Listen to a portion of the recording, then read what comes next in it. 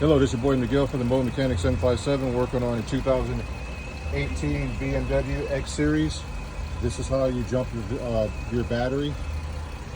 There's a cover that sits right here. There's your battery right there. You pull the cover off, but you don't have to do all that. Right here, under this little cap, is your positive. You come right over here. There's your negative. Get yourself a nice thick gauge jumper cables. If you get thin ones, you will not be able to jump a car. You'll be jumping for the rest of your life. This allows the power and the amperage. That's what's going to start your car. Not just 12 volts, but is the amperage.